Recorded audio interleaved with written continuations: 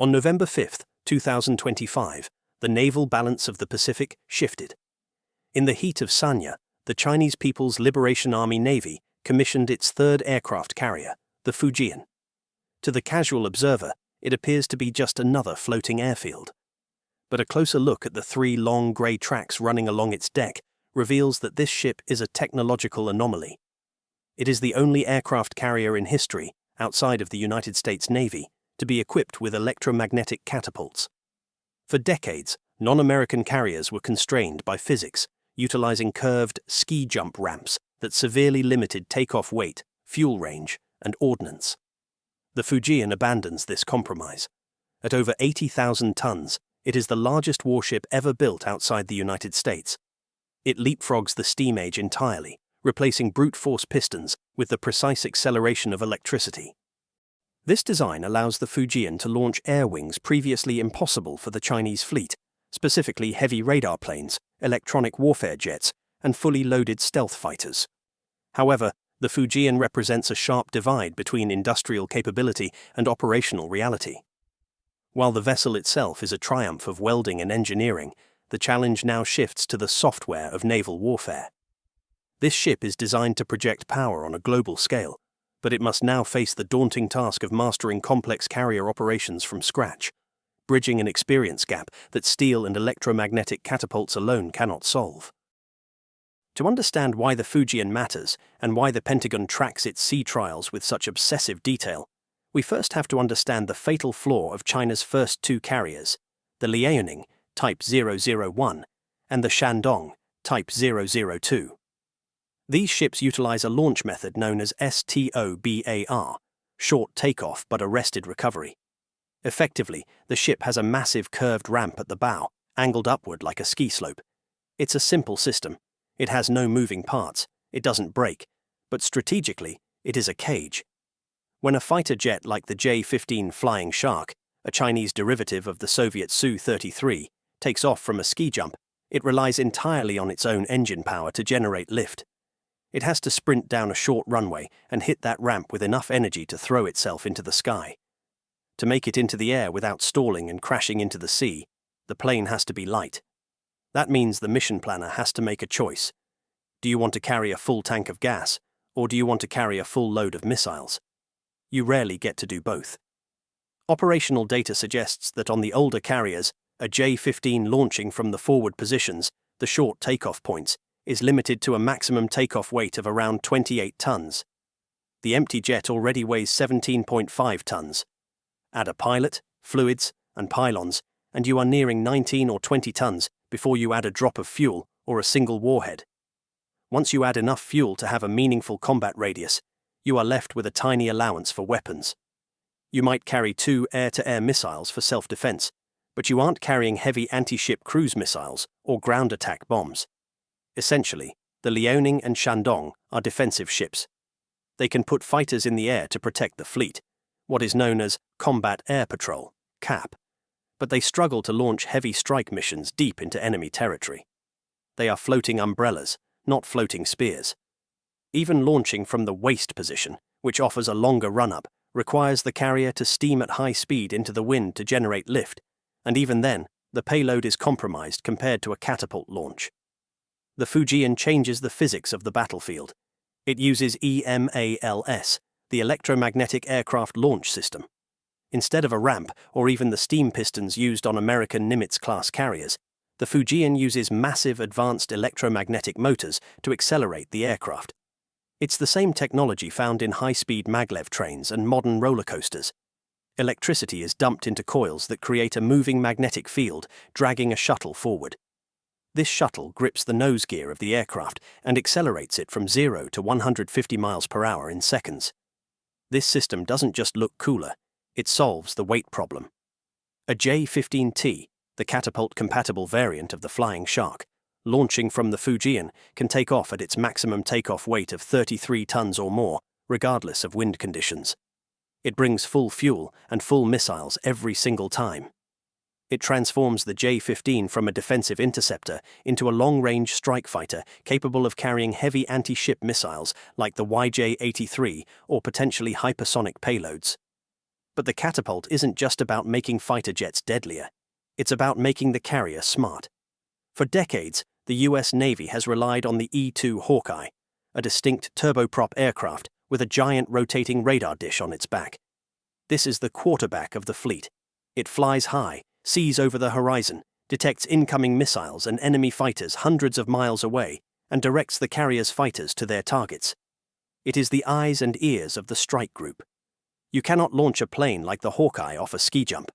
It is too heavy, and its propellers don't generate the instant explosive thrust needed to clear the ramp. Physics forbids it. This left Chinese fleets blind, reliant on land-based radar or helicopters with limited range and weak radar capability. If the Liaoning sailed too far from the Chinese coast, it lost its situational awareness. With the Fujian's catapults, China has finally introduced its own answer, the KJ-600. The KJ-600 allows the Fujian strike group to see hundreds of miles further than its predecessors. It transforms the carrier from a coastal defense platform into a true blue water threat. When you combine full-load fighters with airborne early warning, the Fujian becomes the first non-American ship in history capable of projecting what we call peer-level naval air power. It can coordinate air battles, manage intercepts, and strike targets far beyond the visual horizon. However, despite this leap in launch technology, there is one massive component of the Fujian that is notably, and surprisingly, missing. It is a decision that tethers the Dragon to the sea in a way the American Eagle is not. If you park the Fujian next to the USS Gerald R. Ford, they look like siblings. They are roughly the same length, 316 meters for the Fujian versus 333 meters for the Ford. They both have flat decks.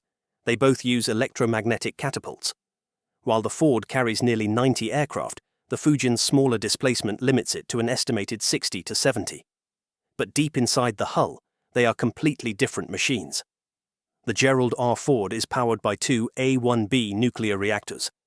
These reactors generate massive amounts of electricity, 3 times the output of the Nimitz class, and, crucially, they provide the ship with essentially infinite range. The Ford can steam at 30 knots for 25 years before it needs to refuel. It can sprint across the Pacific, conduct high-speed maneuvers for weeks, and never worry about its own gas tank. The Fujian is powered by steam turbines and diesel generators. It burns oil. This sounds like a retro choice for a 21st century supercarrier. Why would China, a nation with nuclear submarines and a burgeoning nuclear energy sector, build its flagship with conventional boilers? The answer likely lies in risk management and speed of production. Developing a naval reactor capable of driving an 80,000-ton ship at 30 knots is incredibly difficult. China decided it couldn't wait for the tech to mature. They needed a supercarrier now. To make this work with electromagnetic catapults, which require massive surges of energy, China's naval engineers developed a unique medium-voltage direct current (MVDC) integrated power system. This allows the ship to divert massive amounts of electricity from its conventional generators to charge the capacitors for the catapults efficiently. It is a brilliant engineering workaround, a way to have 21st century launch capability with 20th century propulsion. But strategically, it's a leash. A conventional carrier is a thirsty beast. It needs to rendezvous with a supply tanker every few days to drink thousands of tons of heavy fuel oil. If it wants to sail from Shanghai to, say, the coast of California, it needs a daisy chain of supply ships to keep it moving. It cannot sprint indefinitely. It has to slow down to refuel. And in war, refueling is a moment of extreme vulnerability. The carrier must sail straight and steady, connected by hoses to a tanker, unable to maneuver violently to dodge torpedoes or missiles.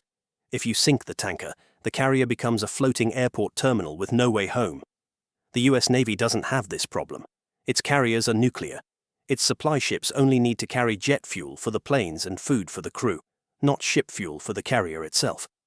This doubles the endurance of the American fleet. A US carrier can stay on station for months, its only limitation being the endurance of its crew and the amount of aviation fuel it can stow. China knows this is a weakness. To mitigate it, they have built the Type 901 Fast Combat Support Ship, a 45,000-ton behemoth designed specifically to keep up with the carrier battle group and keep it fed.